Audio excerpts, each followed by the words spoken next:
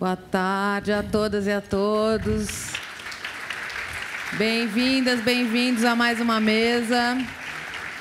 Jeremoabo. Eu queria dar só um recado antes de apresentar.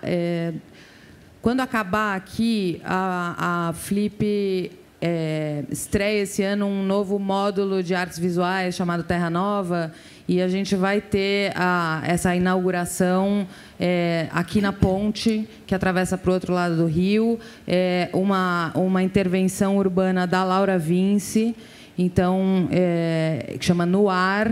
Então, eu queria convidar vocês a passarem por lá depois, quando acabar aqui. Além disso, queria fazer um agradecimento à Acción Cultural Espanhola e agradecer demais aos convidada, a Karina Sainz Borgo, ao Miguel Del Castilho, e eles vão ser mediados pelo Guilherme Freitas, que é editor assistente da revista Serrote. Obrigada. Obrigado, Fernanda. Boa tarde a todos. Bem-vindos. Como vocês sabem, nessa Flip, cada mesa ganhou o nome de um lugar ou de um símbolo do universo de Os Sertões, do Euclides da Cunha, o nosso autor homenageado esse ano. E coube à nossa mesa o título Jeremoabo. Jeremoabo é uma cidadezinha no interior da Bahia, lá no sertão, onde nasceu um personagem central da Guerra de Canudos, o Cícero Dantas Martins, mais conhecido como o Barão de Jeremoabo. Ele era o patriarca da família, era o maior senhor de terras do sertão no seu tempo e também um dos mais ferozes adversários do Antônio Conselheiro e do povo de Canudos. Para acabar com eles, o Barão de Jeremoabo mobilizou todas as forças que estavam ao seu alcance, o governo, o exército, a igreja. Por isso, na cosmogonia de Canudos, que rege a Flip desse ano, Jeremoabo é um nome que evoca o poder e a sombra que o poder lança sobre as vidas dos indivíduos, de todos nós. E é a sombra de diferentes tipos de poder que se movem os protagonistas dos dois romances que são o tema da nossa conversa de hoje. Noite em Caracas, da Karina Sainz Borgo, lançado pela Intrínseca em tradução da Lívia de Orsola, e Cancún, do Miguel Del Castilho, publicado pela Companhia das Letras. A Karina Sainz Borgo nasceu em 1982, em Caracas, e vive em Madrid desde 2006, onde ela trabalha como jornalista especializada em cultura. Noite em Caracas é o primeiro romance dela, saiu no começo do ano na Espanha e já teve os direitos de tradução negociados em mais de 20 países. E o livro deve muito à experiência dela de trânsito e ao desencanto da Karina com o seu país natal. A protagonista se chama Adelaida Falcón. É uma mulher que, depois da morte da mãe, se vê tragada pelo caos de uma Venezuela em colapso social e procura desesperadamente uma saída do país. E nesse percurso, a Adelaida se confronta, por um lado, com as memórias afetivas de um país que ela já considera perdido, e, por outro, com um poder autoritário e invasivo que parece degradar cada aspecto da vida, da alimentação à saúde, da segurança ao trabalho, da confiança nas instituições até as relações entre os vizinhos. Miguel Del Castilho nasceu em 1987, no Rio de Janeiro, vive em São Paulo. Foi editor, tradutor e curador da Biblioteca de Fotografia do Instituto Moreira Salles. Cancún é o segundo livro dele. O primeiro foi o volume de contos Restinga, que ele lançou em 2015, depois de ser incluído na antologia da revista Granta, dedicada aos melhores jovens escritores brasileiros. O protagonista de Cancún é o Joel, que aparece para a gente em dois momentos bem diferentes da vida dele. Primeiro, como um adolescente tímido, dividido entre a descoberta da sexualidade e os conflitos familiares, que encontra refúgio em um grupo jovem de uma igreja evangélica. E anos mais tarde, ele reaparece como um adulto, que precisa lidar, ao mesmo tempo, com a morte do pai e com a descoberta de que vai ter o seu primeiro filho. Por isso, ele se lança numa investigação sobre o seu passado, que o leva do Rio de Janeiro a Cancún, onde o pai viveu, e essa busca revela para ele e para nós uma série de fissuras na relação desse personagem com a família, a masculinidade, a religião. Noite em Caracas e Cancún são dois livros muito distintos, quase tão distantes quanto Caracas e Cancún, mas compartilham características marcantes e também são instigantes em suas diferenças. São duas narrativas movidas pelo luto, sobre personagens jovens que chegam à maturidade na virada do século XXI e têm suas vidas atravessadas pela realidade política e social da Venezuela e do Brasil, do seu tempo, do nosso tempo. Por isso, para começar a nossa conversa, eu queria perguntar a vocês sobre o papel do luto no romance, nos romances de vocês. O luto é o ponto de partida dos dois livros. Então, Karina, em Noite em Caracas, a narrativa começa com a morte da mãe da protagonista. São duas mulheres que têm uma relação muito profunda. E as dificuldades que a filha tem para enterrar a mãe, para viver o luto por essa perda na Venezuela caótica em que ela vive, já dá o tom da narrativa que vem a seguir. É como se a perda da mãe significasse também a perda de um país. Eu queria saber por que você decidiu começar esse romance com essa cena da perda da mãe. Bueno, primero, buenas tardes. Buenas tardes, muchas gracias a la FLIP por esta invitación, que además Brasil para mí es un entorno muy cercano y que forma parte de mi memoria de alguna u otra forma, y al visitar esta zona lo he descubierto así. Ocumare de la costa, que es una parte donde ocurre Noite en Caracas, tiene mucho que ver con entornos así. Y por supuesto, bueno, gracias a vosotros por venir y a la gente que ha hecho posible que yo esté aquí, entre ellos Intrínseca, a los editores y el equipo de Intrínseca que ha hecho una preciosa edición de Noite en Caracas. En efecto, el hecho inaugural del libro, de la historia de Laida Falcón, es la muerte. Es una muerte que podemos comprender como un episodio en la biografía del personaje, pero realmente es una muerte política, es una muerte alegórica. Cuando alguien aduce o dice, porque ella dice que uno es el lugar donde están enterrados sus muertos, pero ella es incapaz de enterrar a su madre porque tiene miedo que le roben los huesos. Y tiene miedo que le quiten todo lo que están por quitarle, porque le van a quitar su casa, le van a quitar lo que para ella es importante, le van a quitar sus memorias. Y ella, para poder sobrevivir en este entorno, va a tener que deshacerse de la identidad, o sea, que hasta el nombre. Ella tiene que renunciar a él. En ese aspecto, la relación, el luto alude a un episodio crepuscular. Y esta novela es una novela tremendamente política en el sentido de que alude a las bases, ¿no?, de las relaciones primarias, de cómo nos relacionamos, ¿no? Y yo siempre he entendido que la relación entre madres, bueno, padres e hijos, pero en este caso madre e hija, es una relación de intendencia, es una relación de orden, ¿no? Y una vez que muere, además la madre de Adelaida Falcón es una mujer de cierta ilustración, una mujer de clase media, y ella marca el fin, ¿no? El lector se va a encontrar ante el crepúsculo de una sociedad que aspiraba al progreso. Es entre muchos otros temas, ¿no? Sin duda la muerte y el luto es un elemento central, pero todavía más la muerte. Porque aquí muy poca gente tiene tiempo de llorar a sus muertos, ¿no? De hecho, difícilmente ahí los puede visitar. Entonces, yo lo que quería era un poco resaltar y escarbar en esa sensación de las sociedades cuando son sometidas a procesos totalitarios y donde el poder prácticamente se los devora. De hecho, creo que no hay mejor denominación para esta mesa que la que tenemos, ¿no? Es un poder que avasalla y que borra a los individuos. O sea, en buena medida, está más que una historia de mi decepción con el país, porque yo no la planteo jamás en esas claves. De hecho, Venezuela y Caracas están mencionadas muy pocas veces. Es como un territorio fantasmagórico, ¿no? Arrasado por un poder exagerado. Y yo diría que es una historia de supervivencia y de la culpa del superviviente volcado en una primera imagen muy plástica de la madre y la hija, ¿no? E você pode ler para a gente trechinho de Noite em Caracas que tem a ver com isso?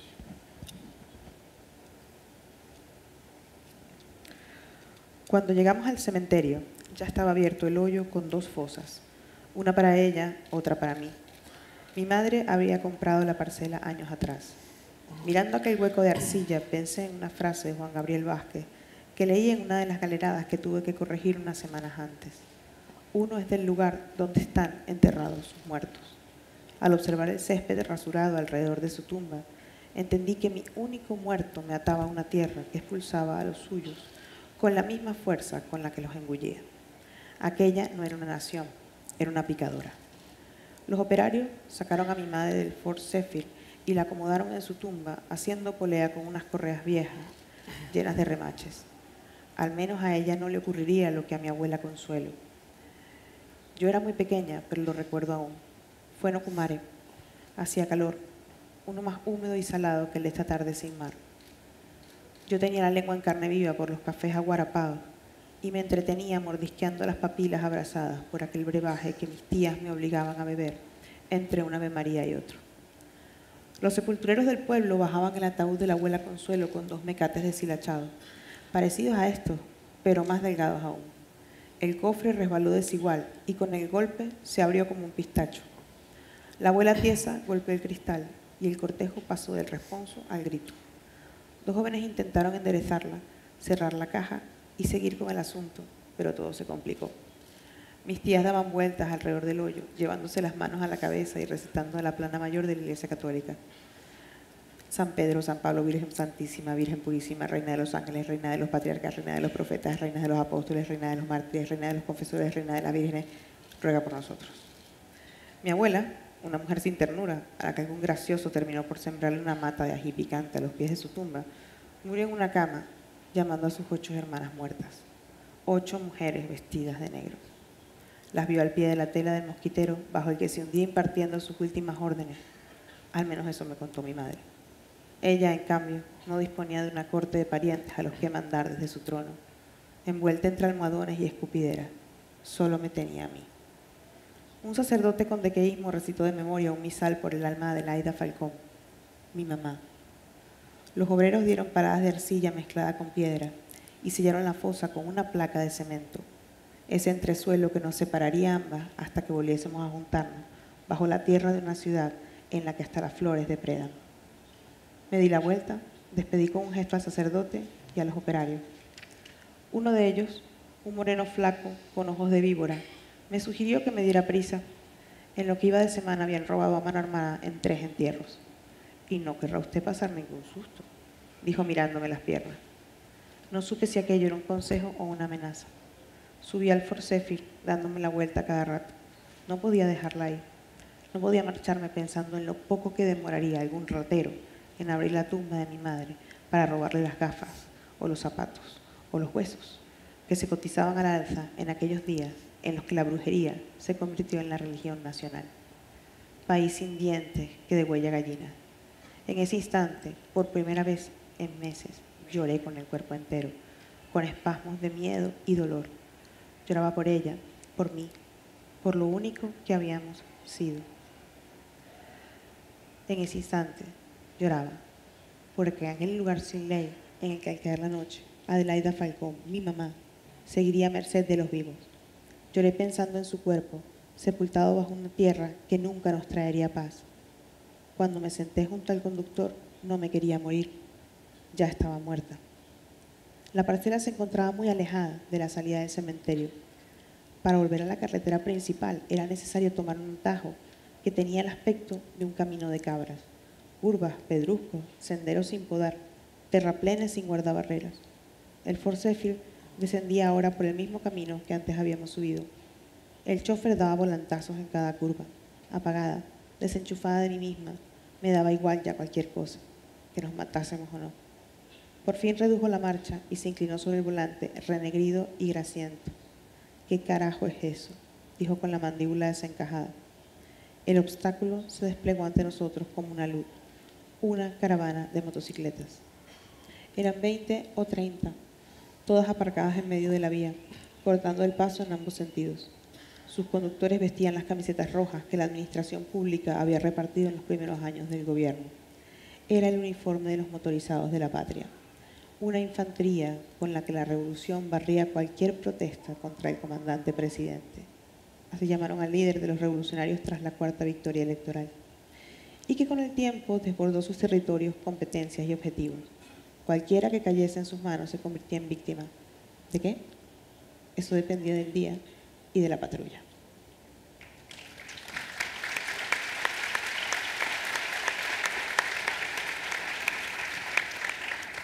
Karina, você deixou a Venezuela em 2006. Como foi para você a sensação de deixar o seu país? E como você se sente em relação a ele hoje, mais de 10 anos depois dessa saída? Yo a veces digo que yo nunca me fui, porque mi cabeza se quedó allí, pero la realidad es que realmente me trasladé. En un proceso, de alguna u otra forma, de arrancamiento, ¿no? de que no tienes un lugar, el lugar al que perteneces ya no te reconoce, y tú no lo reconoces. Y esa es una sensación que se agravia. Y en buena medida la reflexión de Noitem Caracas digamos que aborda esa sensación de Venezuela, el país en el que yo nací, el que está abocetado en esta historia, se hizo con toda la migración. O sea, la Venezuela democrática de los años 40, 50 y 60 se hizo con toda la generación de la posguerra española y europea que emigró. Se construyó un país que era de ellos y nuestro, ¿no? Era una mezcla maravillosa. Y de pronto, 2 generaciones después, los nietos de estas primeras generaciones que construyen un país que aspiraba a la modernidad se marchan en unas circunstancias donde, así como aquellas generaciones europeas, el país los expulsaba. Es decir, un poder amenazante, ¿no?, que persigue a la gente y que se va a seguir expresando y que se expresó a lo largo del tiempo en muchas otras cosas. El desarraigo que eso genera y la ansiedad que te genera no estar allí te inocula una culpa y tú te empiezas a sentir culpable porque incluso hasta el lenguaje te expulsa. Adelaida Falcón lo dice, la primera muerte ocurre en el lenguaje. Cuando ella habla de la lápida de la madre, que dice que mi madre ya nunca ocurrirá en tiempo presente, es una manera de decir, cuando una sociedad se somete a procesos de desconocimiento, totalitarismo, lo primero que se vacía de contenido es el lenguaje y se rellena con ideología. Esa sensación de ser un extranjero en tu propio lugar es realmente angustiosa y angustiante, y sobre todo cuando va pasando el tiempo, porque no es que ya no reconoces un país, y comienzas a no reconocer a tus amigos, porque quien se queda también tiene un proceso de resistencia muy complejo, distinto del que se marchó. Por eso el epígrafe, por eso la novela tiene un epígrafe de Borges, que es de me negaron valor, no fui valiente, y esa es la sensación que creo que imprime mi biografía y que yo digamos que fue una transferencia que le hice a Adelaida, ¿no?, para poder escarbar en todo eso. E Miguel, em Cancún, a morte do pai do Joel lança esse personagem numa investigação que não é tanto sobre o país, mas é sobre o seu entorno mais próximo, a família, o passado nebuloso desse pai e a própria identidade do Joel. Para o seu personagem, o que a perda significa? Eu acho que... Boa noite, primeiro. Estão me ouvindo? Boa noite, obrigado pela presença de vocês. Fernando, obrigado pelo convite. No caso do meu livro, o luto, que eu acho que é como acontece muito na nossa vida, ele é um momento que você para de ter a possibilidade de um futuro com essa pessoa que você está vivendo o luto, né?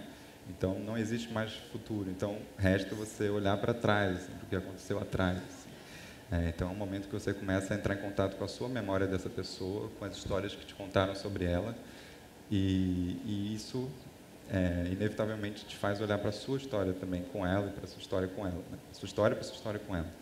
Então, o personagem começa a pensar nesses anos que o pai morou em Cancún, e são anos que ele não entende muito. E por isso ele começa a pensar também em como que nossos pais contam as histórias para a gente, como que a gente também conta a nossa própria história. Então, o luto serve um pouco de ponto de partida também para a própria narrativa do livro, assim, né? Para essa ideia de escrever a própria história, de contar a própria história. Assim, né? E você pode ler um trechinho do Cancún para a gente?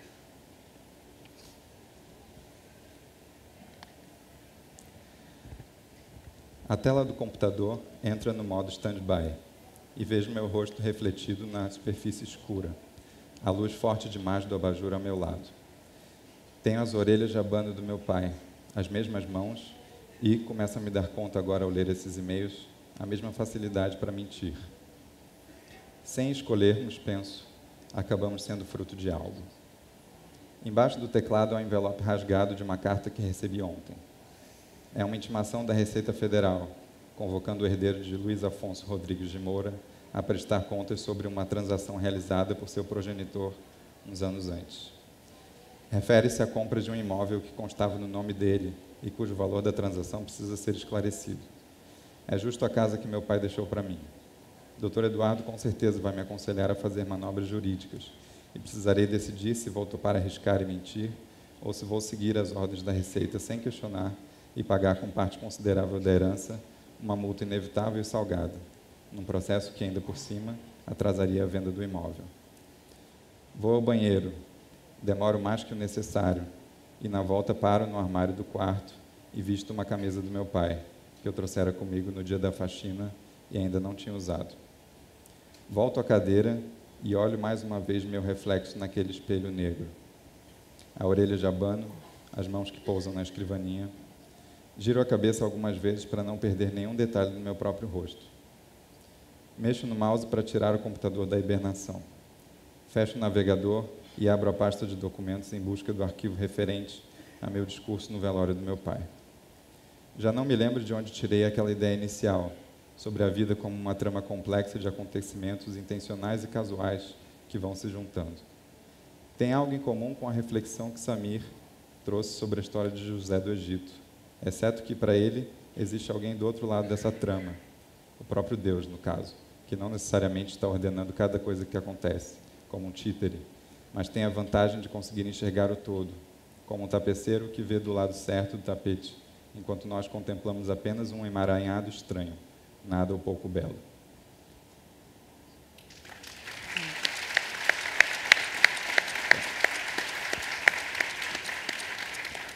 E Miguel, para esse personagem, a perda do pai vem junto com a notícia de que ele mesmo vai ter um filho. E, de repente, esse personagem que sempre se debateu com os padrões da masculinidade, com a forma como o pai educou ele, se vê na posição de pai. E se pergunta se vai também acabar repetindo esses padrões que ele mesmo criticava. Um personagem mais velho, a certa altura, diz ao Joel que ele espera que talvez a nova geração encontre outra forma de lidar com a paternidade, mas talvez não consiga. Você também tem filhos pequenos. Como é que foi para você colocar essas questões sobre paternidade no romance? Eu acho que isso junta um pouco com a história do luto, né? Porque também no romance, quando o personagem é adolescente, ele está virando adolescente, ou seja, tem um certo luto da infância também. Então tem o olhar para esse personagem adolescente e ao mesmo tempo olhar para um futuro filho que vai nascer, né? E de como que ele vai lidar com isso, assim. Aí existe também um dos assuntos assim que eu acho que tem a ver com a nossa geração também, que é como a gente lida com a nossa masculinidade também, com como nossos pais lidavam com ela, com a possibilidade de você ter uma masculinidade mais introvertida, que é o caso do personagem. E eu acho que isso tudo entra junto na hora da escrita do romance para falar um pouco de, como eu falei antes, de como o personagem vai se perguntando como que eu vou então contar a minha história para o meu filho, né? Que narrativa que eu vou usar, que narrativa que ele vai escutar, será que ele vai entender essa narrativa ou será que ele vai também querer escavar algumas partes que eu não contei para ele? Então tem um pouco essa ideia da paternidade. Os dois romances têm protagonistas que nasceram na década de 80 e que crescem na virada do século, em Caracas e no Rio de Janeiro, e procuram transmitir para o leitor com muita força como era viver nesses lugares, nessa época. Karina, o seu livro contrasta o tempo todo a brutalidade dessa Caracas que você descreve com a nostalgia por um passado que a personagem considerava mais feliz. Ela fala muito das visitas que fazia às tias que moram no povoado de Ocumare, é isso? Ocumare, e que é descrito com muito carinho, as frutas, as comidas, o ritmo da vida, os hábitos na região. E é uma Venezuela que acaba sendo menos conhecida por quem está de fora, diante dessa avalanche de notícias que a gente recebe o tempo todo. Por que você fez questão de registrar isso no romance? Bueno, Ocumare de la Costa, por eso comencé mi intervención diciendo que cuando llegué a Paraty me sentí como en casa, porque reconocí todas esas cosas que están recreadas en Ocumare de la Costa. Es un entorno de la región central venezolana, tiene montaña, tiene mar, es toda una exuberancia tremenda que permitía dentro de la novela hacer como una exhumación de lo bello.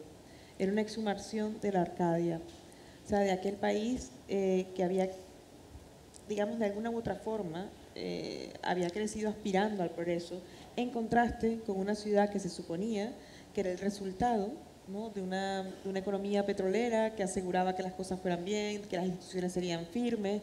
El contraste de ambas cosas permitía primero establecer algunas áreas de belleza, ¿no?, porque a medida que se va avanzando en la lectura de Noitem Caracas, hay toda hay una entrada al infierno, pero mucho más que eso, ¿no?, porque es realmente contar como una ciudad, aún teniendo unas características muy parecidas, cuando las personas se sienten amenazadas, aluden o digamos que echan mano de ciertas conductas.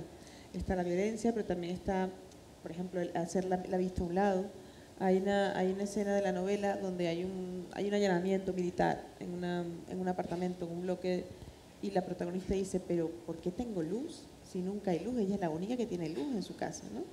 Y claro, se da cuenta que hay un allanamiento y todo su alrededor está oscuro.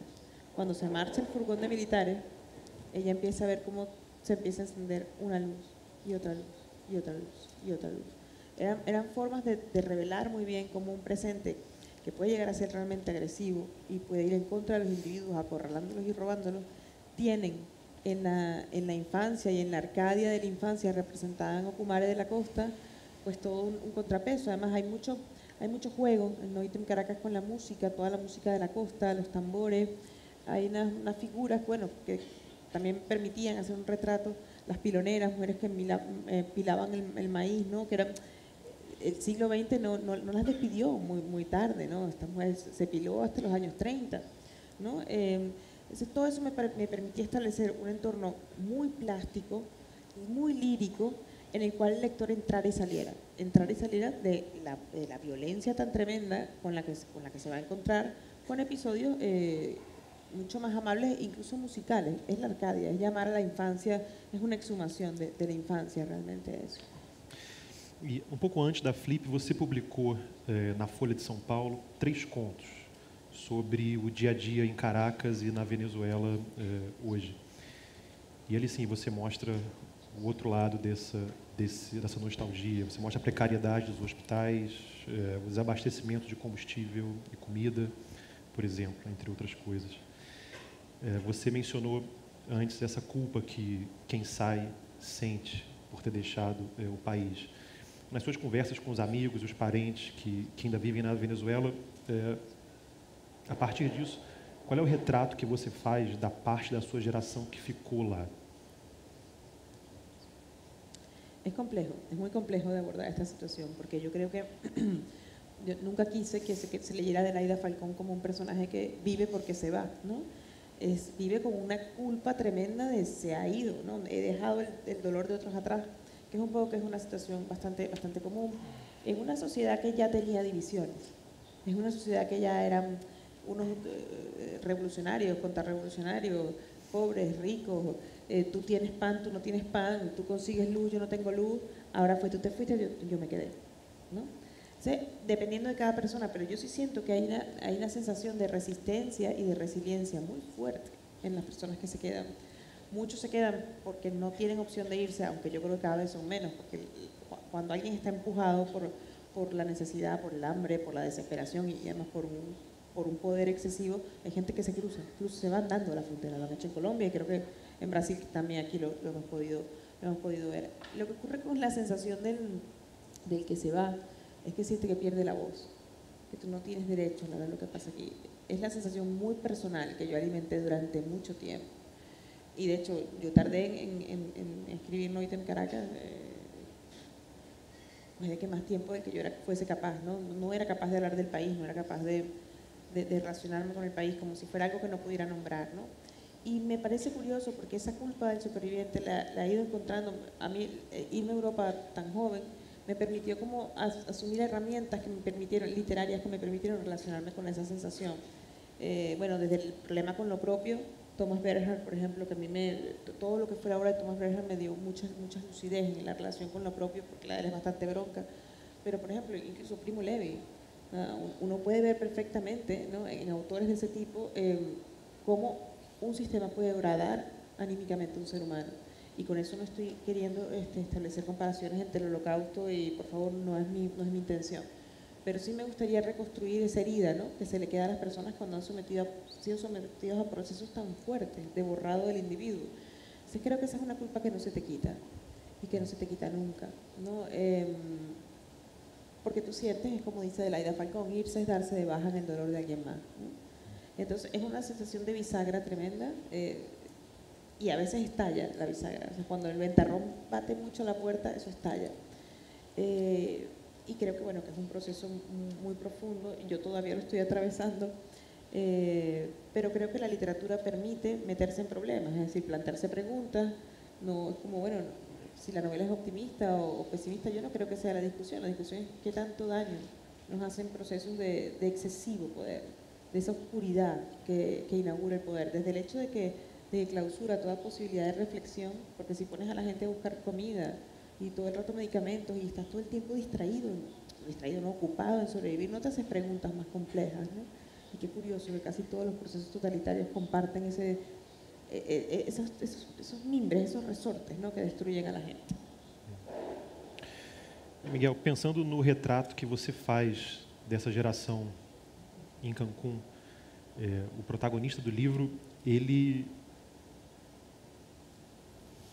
esse livro apresenta um personagem raro na literatura brasileira contemporânea, um personagem evangélico.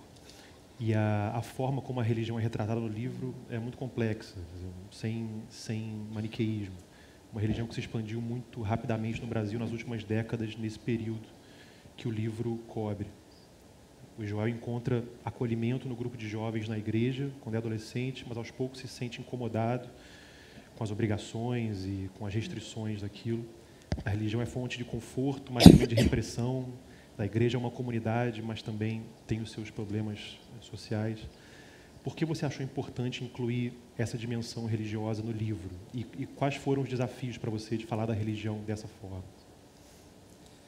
Eu acho que isso aí tem um pouco da minha experiência pessoal também, mas me interessou olhar para essa questão da comunidade e da relação desse protagonista com ela, assim como existe essa relação nele no condomínio fechado que ele mora, né, que ele mora num lugar lá do Rio que tem muitos condomínios fechados e essa sociedade que se cria pode ser são muitos microcosmos, assim, né, assim como a escola também é outro microcosmo como esse que gera essa questão.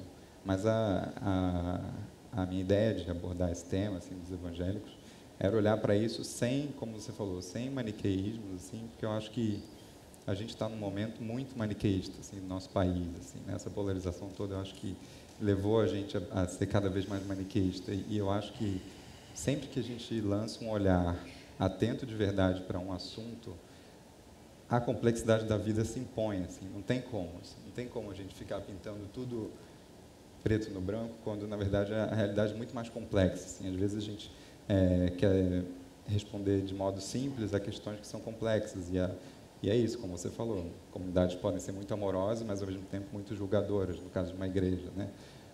Enfim, e eu acho que estamos também num momento de país que essa religião ganhou bastante evidência, né, nos últimos anos. Hoje no Brasil os evangélicos estão no centro da disputa política, né? A gente tem uma bancada evangélica muito atuante em nome das pautas conservadoras nos costumes. Temos integrantes do judiciário citando a Bíblia em declarações públicas, em decisões oficiais.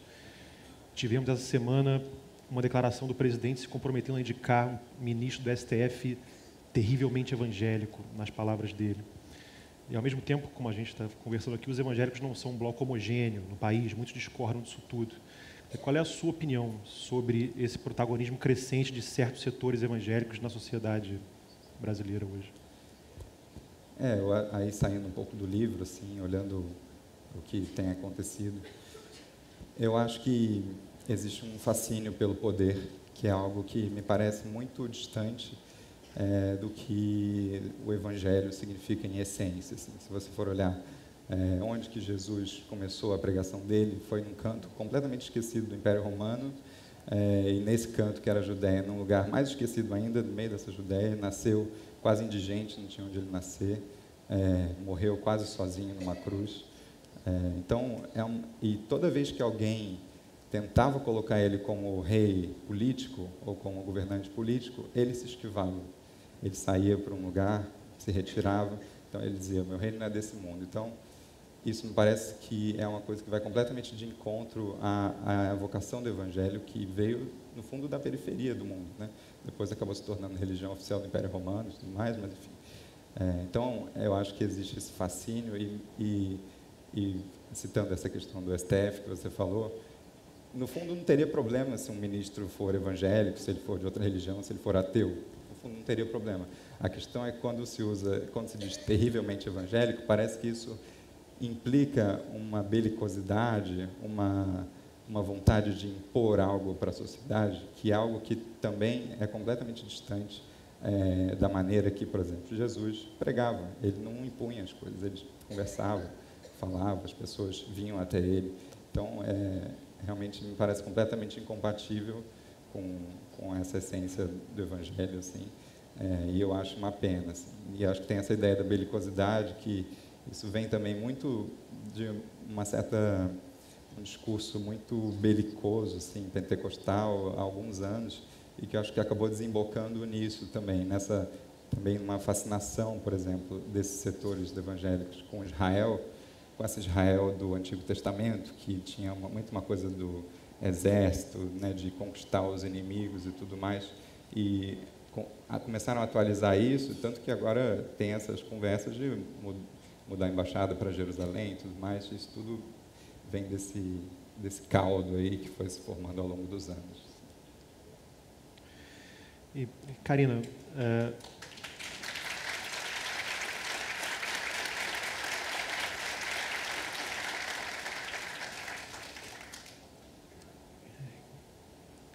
falando em debate político,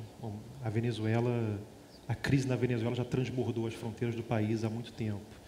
Aqui no Brasil, nos últimos anos, a direita, sempre que pôde, acusou a esquerda de tentar venezuelizar o Brasil. E agora que a extrema-direita está no poder, há quem acuse o atual governo de empregar métodos similares ao do chavismo.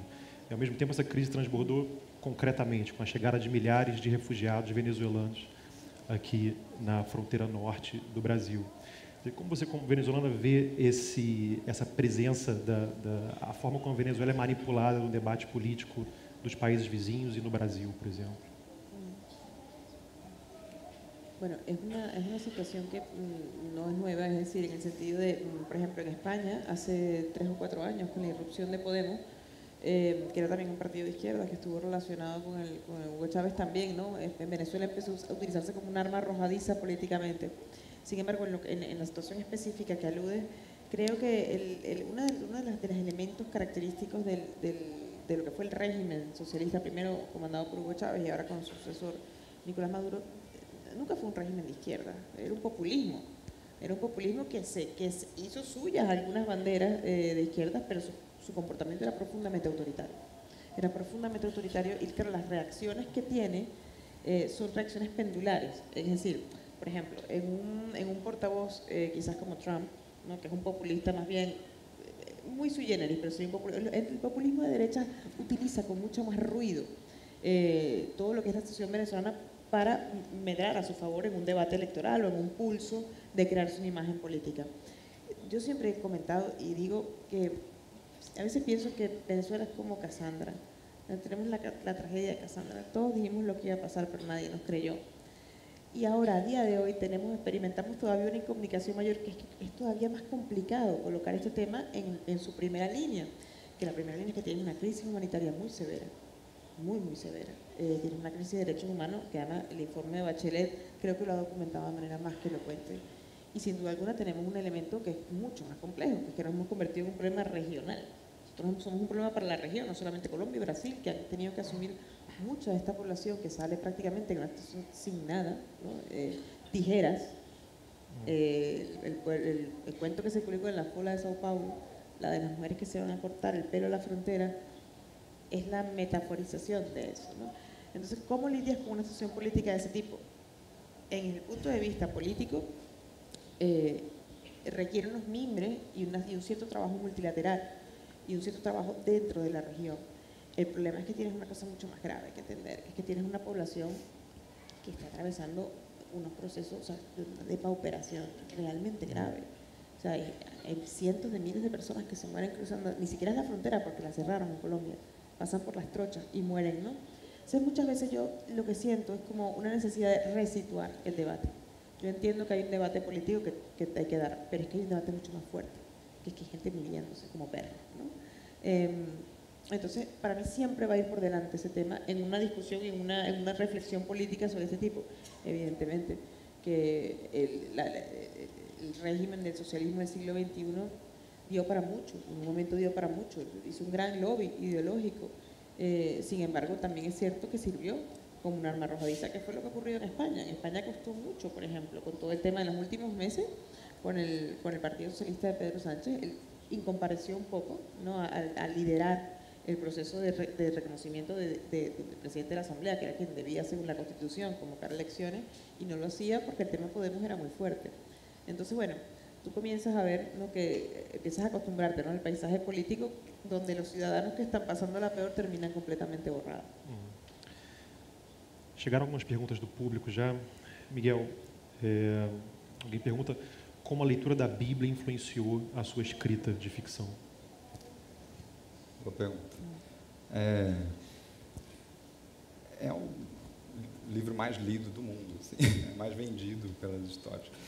Eu acho interessante, mesmo para quem não acredita, olhar para a Bíblia como literatura também, né? Você enxergar a construção dessas histórias de um povo, a construção da identidade de um povo, no caso do Antigo Testamento, né? E também como o próprio Jesus usava muitas vezes histórias para ilustrar questões que ele estava querendo ensinar e tudo mais. Então eu me formei como adolescente, eu li bastante a Bíblia nesse momento, continuo lendo, mas isso, claro, se misturou a outras leituras pela escola, por amigos, por, enfim, familiares que me apresentavam autores. Isso tudo acaba fazendo parte do que a gente é, assim, e acaba tendo a ver com o que a gente escreve, assim. A Bíblia tem alguns momentos que são muito imagéticos, assim, também, né? Muitas descrições imagéticas. E essa ideia de uma literatura que cria imagens é algo que me interessa bastante também, assim, tanto nesse livro quanto no anterior. Então, é uma das, talvez, influências, assim, né? E, Karina, uma outra pergunta aqui. Alguém quer saber se você pretende lançar uma continuação de Noite em Caracas? E eu aproveito e emendo uma outra pergunta. O livro ainda não foi publicado na Venezuela, mas existem planos de que ele saia lá? E como é que você espera que seja a reação a esse livro na Venezuela, quando ele eventualmente for publicado lá? Pues, caramba, la pregunta sobre si hay una segunda parte le dije a la española, yo la dejo en el aire, porque, bueno, ella llega, vamos a ver, sí, vamos a ver, nunca lo digo de manera taxativa, pero bueno. Y lo segundo, pues el libro no puede llegar a Venezuela porque a Venezuela apenas entran medicamentos. Para que un venezolano se pudiera comprar este libro, sacando el precio europeo, tendría que dedicar 4 meses exclusivos de su sueldo, o sea, no comer, ¿no? Y nadie le asegura que llegue. Sin embargo, bueno, sí hay un proyecto que estamos viendo y es bastante probable una iniciativa estrictamente, una edición estrictamente muy acotada, muy pequeña, para que se pueda conocer y se pueda leer esta historia. Esperemos que llegue a buen puerto, estamos casi a punto. ¿Y cómo se leerá el libro en Venezuela? Pues yo ya he tenido alguna respuesta de la gente que está ahí y tengo una sensación, es lo mismo que se repite. Dicen lo mismo, es como, a mí me pasa lo mismo, yo me siento igual que Adelaida Falcón, ¿no? Es muy curioso porque además el libro se publica en Venezuela, se publica en España el 7 de marzo, que es justo la víspera del gran apagón, que estuvimos 3 días, en Caracas estuvieron 3 días, en toda Venezuela estuvieron 3 días sin luz. Y por formas, la gente se busca a su manera, intentó Kindle y tal, hubo mucha gente que lo leyó oscura, ¿no? Y que se sentía como Adelaida Falcón. Yo no sé, no quiero ser muy respetuosa en ese sentido, pero yo creo que la protagonista sintetiza una serie de heridas, ¿no? y de resultados finales de cómo queda alguien cuando lo acorralas mucho, y creo que esa es una sensación que atraviesa a todos los venezolanos hoy día, estén ahí o estén fuera. Antes você falou sobre os populismos e os autoritarismos que, enfim, estão por aí. Uma das personagens do romance é uma professora chilena que a protagonista conhece quando é muito pequena ainda. E essa professora chega à Venezuela fugindo da ditadura do Pinochet. Anos depois, a aluna, a protagonista, vai ter que sair da Venezuela fugindo de um outro governo. Por que você achou importante marcar esses ciclos autoritários que acontecem na América Latina? Bueno, me pareció vital, por lo menos en el marco de la literatura que a mí me interesa y de los problemas que a mí me interesan. Creo que hay todo, siempre me pregunté, y mi gran pregunta es ¿por qué hay un ciclo que se interrumpe, por lo menos en el caso venezolano, ¿no? Porque si era un país que parecía tenerlo todo, que parecía que iba al progreso, que parecía que tenía un sistema bipartidista que se sostenía. Cuando llegan los 80, que es la década en la que yo nací, de repente todo estalla por los aires, ¿no? y empieza a dar signos, ¿no? Políticamente, el sistema político empieza a dar signos de decrepitud y nadie se da cuenta. Una democracia que no es capaz de defenderse a sí misma es una democracia débil. Siento que hay ciertos ecos y ciertos elementos y que, aunque en América Latina somos muy distintos unos países de otros, compartimos algunos elementos en común. Y fue muy curioso porque además la Venezuela que recibe a todos los chilenos y los argentinos, que fueron gente brillante, que nos ayudó a construir desde el periodismo hasta un sistema educativo realmente significativo, a mí me parecía interesante encontrar e ir tejiendo esas redes, ¿no? Que era un poco lo que pasa con los italianos, que hay un personaje que se llama Teseo, que está allí, que realmente salen todos por la posguerra. Dibujar todo ese gran coro de transhumantes, de caminantes, de migrantes, no son transhumantes ni caminantes, pero son gente que se mueve y se mueve empujada por algo más. Me parece interesante porque quien vea la novela no tiene años, es ciclo vital, la biografía de la protagonista. Y si ella con 10 años te dice que se había enamorado de un soldado con la cabeza reventada por una bala de FAL, te da para entender que ya en ese momento habían estallidos sociales, que en su vida ya era un paisaje normal. Pero la pregunta es cómo muchos países a los que les costó también recuperarse vuelven a entrar en un ciclo, en un bucle. En el caso argentino creo que lo hemos visto en los últimos 10, 15 años, que ha sido muy complicado todo el tema económico. Siento que hay un elemento cíclico que a mí me genera mucho interés, sobre todo en la relación que hay entre la política y la memoria. En cómo nos relacionamos con nuestro pasado reciente, con lo que nos ha pasado. Y en el caso de la sociedad en la que yo nací, por esa fuerte impronta de caudillesca, ¿no? de líderes fuertes, ¿no? Personajes que son exagerados y que en el caso de la historia contemporánea venezolana han circundado siempre, ¿no? como una amenaza y bueno, que tuvieron su expresión más clara a finales del siglo XX y comienzos del XXI con la eclosión de Hugo Chávez como personaje, ¿no? Entonces me di cuenta que hay temas muy resueltos, por lo menos en el caso de mi país. Tenemos una serie de representaciones, por ejemplo, los militares en el libro. Hay una parte en que la protagonista está viendo unos militares que guardan, ¿no? Hacen guardia alrededor de la estatua de Bolívar, la estatua ecuestre. Dice, bueno, más que uniformados parecía que tenían disfraces, dice ella, ¿no? Entonces, realmente generacionalmente ahí también hay un cambio y a mí me interesaba y me sigue interesando volver sobre esos temas. Porque creo que ahí están los mayores elementos, ¿no? que impulsan algunas de mis preocupaciones como ciudadana y como escritor. Miguel, você no Restinga, esse livro anterior, tem um conto chamado Violeta, que até foi o conto selecionado para a edição brasileira da Granta, que acompanha como o trauma da ditadura se manifesta numa família no Uruguai, no Chile, no Brasil. É um tema que não aparecia muito na literatura brasileira, nem na sociedade brasileira, até algum tempo, mas de uns tempos para cá explodiu. Por que você acha que a gente tinha, ou tem ainda talvez, tanta dificuldade de lidar com isso? E qual é a importância desse conto para você? Eu acho que a gente lida mal com a nossa memória da ditadura, assim, né? E a Comissão da Verdade foi um passo muito importante, mas mesmo assim, e agora está ameaçado, né? Estão querendo reescrever essa história de novo. Mas eu acho que esse tema, assim, no caso do conto, ele era um olhar para como que esse personagem que nasceu quando a ditadura estava acabando, já tinha acabado, lida com uma memória de algo que ele não viveu, mas que ao mesmo tempo influencia a família dele e está impregnado em tudo que ele viveu. E eu acho que é um pouco o caso de muita gente da minha geração, de uma geração depois também, você ter poucas narrativas, ou então ter narrativas que são importantes, mas que começam a ser questionadas. A gente teve um fim de ditadura muito pacífico, né, um acordo muito, né, a lei da anistia anistiou todo mundo. Então, é como se a gente tivesse colocado um tampão e não quisesse olhar para isso, assim, né, como país, naquele momento. E aí esse tampão foi saindo e, de repente, estão querendo mudar tudo de novo agora, o que é uma pena. Mas eu acho que é uma memória que a gente lida mal, assim, e que eu acho que está começando a aparecer mais. Eu acho que nossos países vizinhos aqui têm uma relação mais intensa, inclusive, com isso, assim, e mais presente e mais verdadeira, assim, também, sem essa negação que às vezes aparece aqui.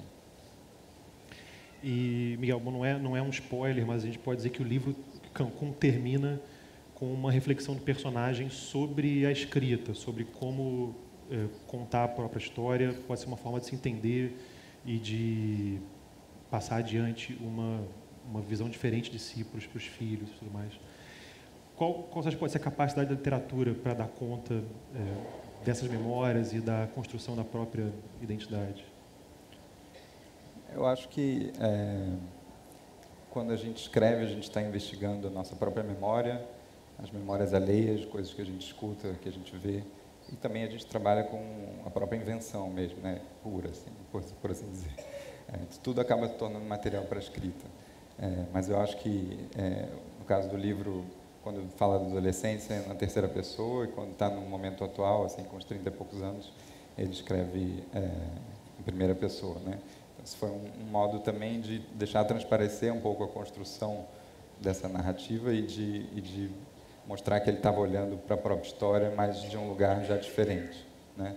Essa um pouco uma metáfora da terceira pessoa e da primeira pessoa com o passado e o presente, enfim, sem querer fazer uma grande metáfora, mas é um pouco por aí. E, Karina, você tem uma escrita que procura fazer mais uma intervenção no debate político do seu país, no debate político sobre o seu país.